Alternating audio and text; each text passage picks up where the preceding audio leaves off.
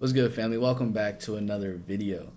In this one here, we have sexy is starting to look desperate. On the topic, not everybody meant to be sexy. Not everybody meant to be the temptress or seductress. Chloe Bailey is a cutie patootie. She wants to be this Beyonce sexy baddie type, but that's not her. Taylor Swift has the sex appeal of a cardboard box. Why is it that every time a celebrity gets huge, they become the most person? It feels so forced. Being sexy used to be effortless, natural, but now it's something a lot of women have to study, then rehearse, and maybe still get it wrong. From licking microphones to crawling across the stage, sexiness isn't spontaneous anymore, it's prepped and performed. And now that performance is starting to feel a little less seductive and more unsettling. In today's video, we're not shaming the women who do decide to lean into the sexy role. We're breaking down what happens when women are pushed into that role, even when it doesn't come naturally. Welcome to the Girl Talk you didn't know you needed. Now, I'm not saying you have to subscribe, you're classy. I know you don't just give those out for free, but hopefully at the end of this video, we become bestie enough. Her name is Janae Danielle, so you can always look up her page if you want to hit that subscribe button for her. But family, we are literally a few hundred away from 1.5 million subscribers on this channel.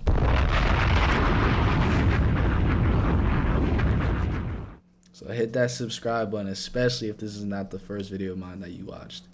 Industry packages women, sexiness has always been the easiest way to sell her, to brand her, to make her stick. Labels push it, Hollywood markets it, and the internet rewards it with clicks. Now, it doesn't really matter if the clicks are good or bad, but once you see it working in the background, you realize how many women get pulled into that role, whether they ask for it or not. Girls are encouraged to present themselves as and stars, to remove their hair, and to be available while expecting little or nothing in return. And at the same time, they're insulted. Tastes great, goes down easy. As they learn that their behavior will be rewarded, they learn to as themselves, to see themselves as objects. Think Megan Fox, the ultimate symbol during the Transformers era. So listen, I was wondering if I could ride you home. Give you a ride home in my car to your house.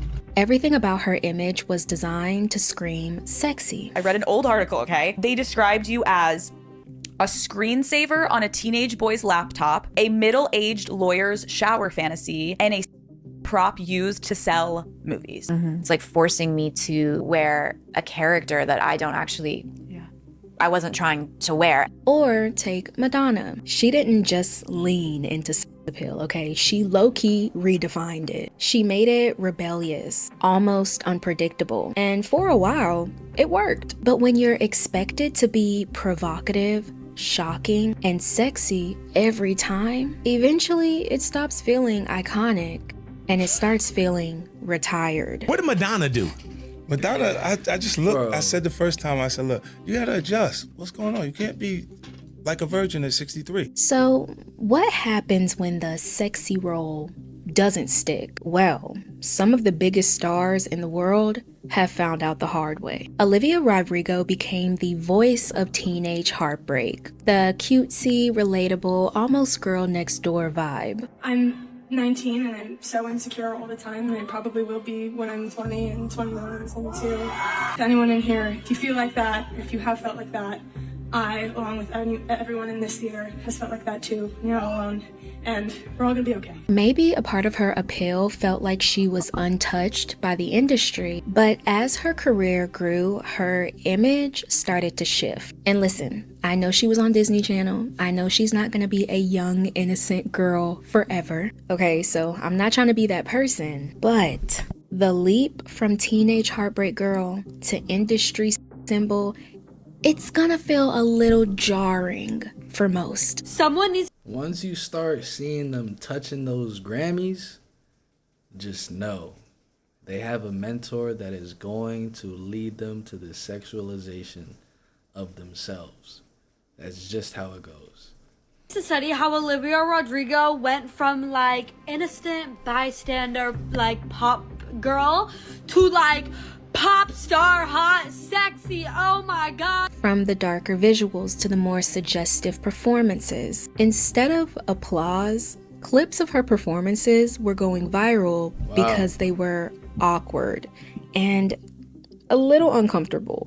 On tour, Olivia's been crawling on the stage, doing a few suggestive poses here and there, and a lot of other moves that some people don't think match the vibe of her music. And the comments only speak for themselves. I miss the old Olivia. Her PR team is making her try too hard. This is too much. And the one that really stuck out to me, I love her, but I feel like she's trying to be someone she's not. It's almost like watching someone play a role that doesn't quite fit them. And it doesn't always have to read as empowerment, because if someone points this out, that's most likely going to be their first rebuttal. She's just owning her body. She's confident. She's a grown woman. But no one rebuttals why being sexy is treated like the only value women bring to the table. Now, Olivia shows us what happens when the sweet image sticks a bit stronger than the sexy one. But Chloe, she's a different story. Chloe Bailey has all the talent in the world. From her voice to her production, her stage presence, her acting, anyone can see that she doesn't need shock value to prove her value. Is there anything you want to tell young girls all across the country?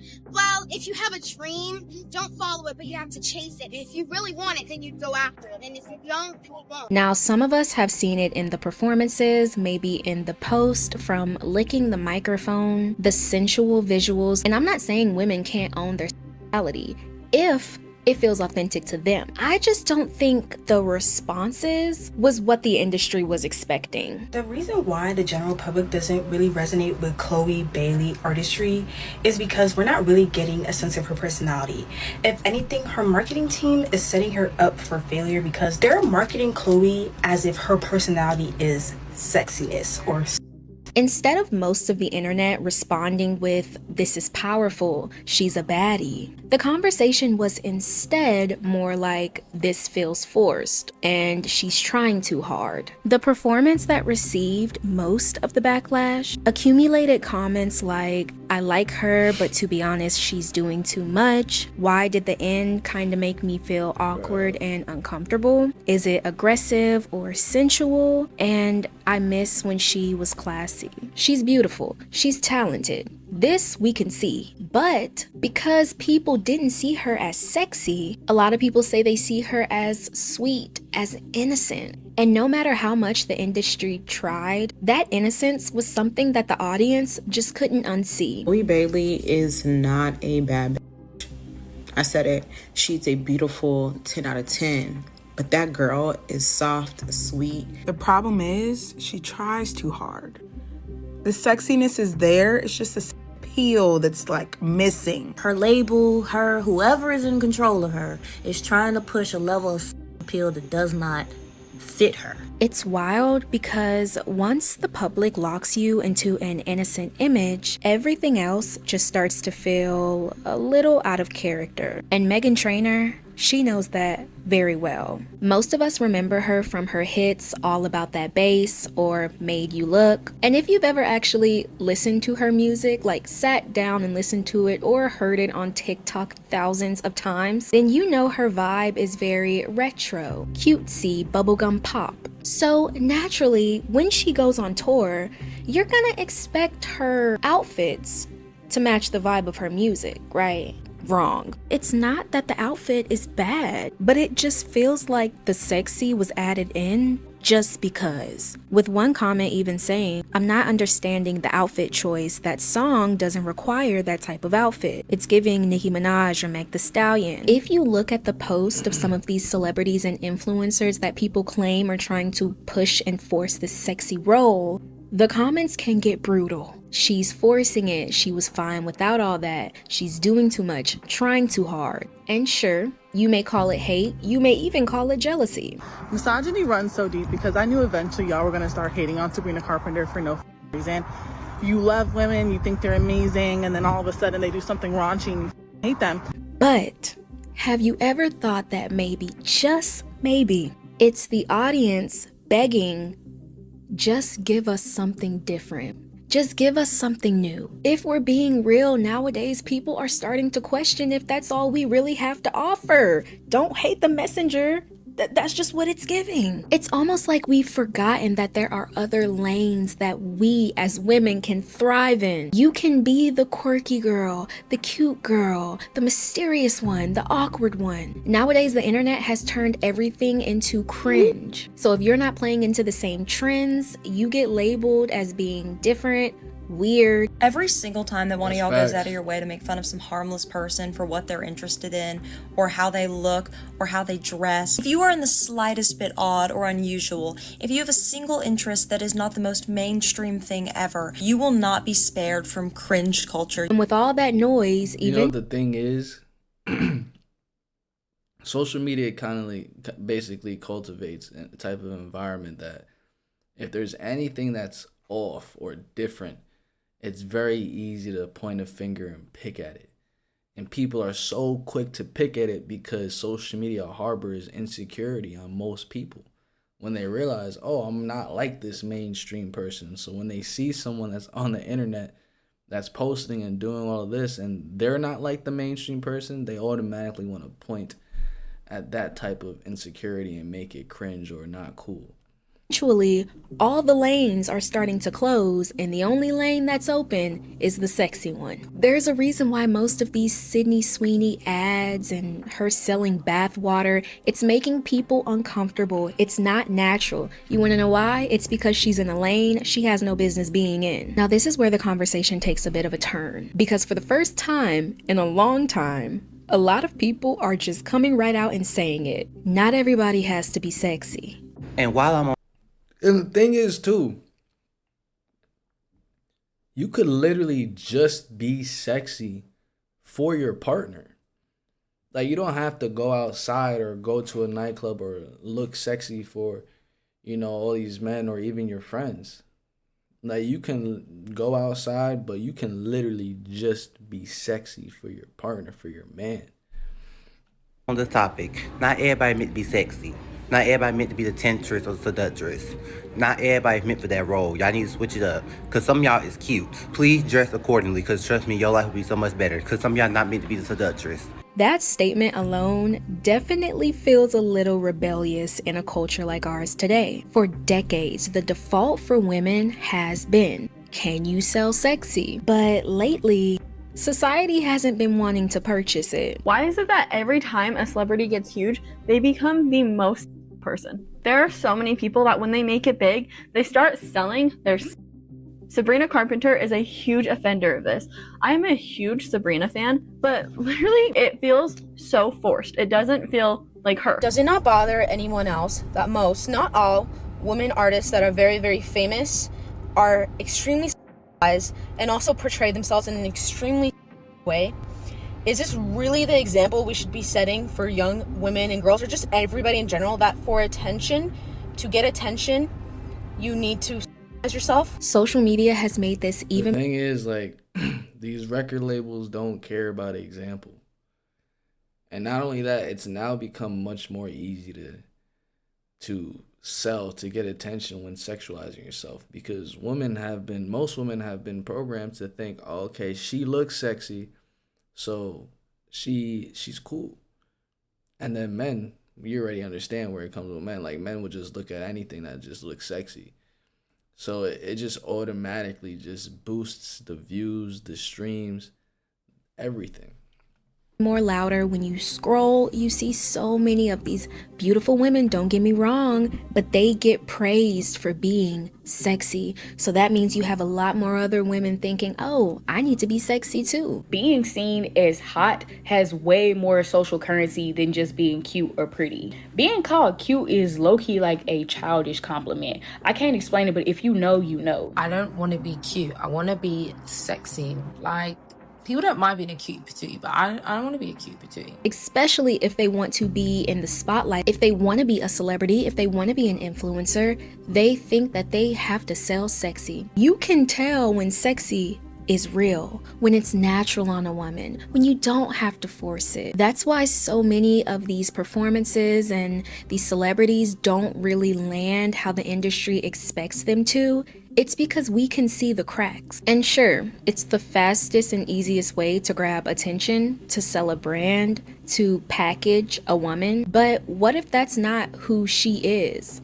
What if that's not even what she wants? The problem is, the industry rarely cares about what's authentic to the woman. They only care about what sells to the audience. So that's the thing. When the audience doesn't buy it, the performance falls flat no matter how much the industry pushes it. So, when I say not everybody has to be sexy, I'm not saying it to be rude. I'm not trying to bash anyone's looks. I'm just saying it as an observation, but not just an observation, as a warning. Because the truth is, when sexiness gets forced onto everybody, it stops being exciting and it stops being sexy. Now, I definitely need to hear your thoughts. Do you think sexiness is being forced on us, on celebrities, and just our society as a whole? Thank you for tuning into the Girl Talk You Didn't Know You Needed. I think it's it's definitely indirectly being forced, because all these celebrities, they're influencers, and whatever they do, they're influencing their entire fan base. So you recently had Coachella, you have these girls going on stage, sexy, twerking, this, that. Everyone that's there that paid their money to look at that and view that, everyone there is quite literally looking up to them. They're going to want to dress like them. They're going to want to speak like them. They're going to want to be like them. It's just how it is. But that's just also what sells. Like, that's just where the culture is at right now. But I agree. Not everyone has to be sexy. I think you can have your own way of expressing who you are that still looks really good, that still grabs attention, that's just intriguing. You know what I'm saying? Just like to look at someone like, wow, like the way that person looks, walks, dresses is just intriguing. You can still catch attention in different ways. It doesn't just, for the women, it doesn't just have to be by showing your body. And then for the men, it doesn't just have to be by having some extravagant chains or jewelry.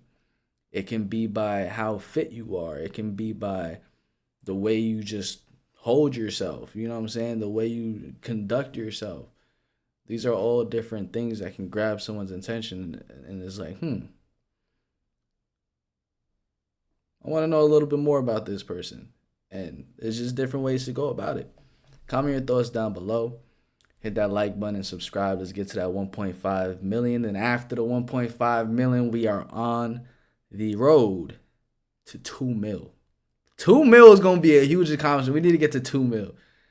Yo, honestly, at this point, forget the 1.5. We need to get to 2 mil, bro. I'm going to catch you on the next one. Peace.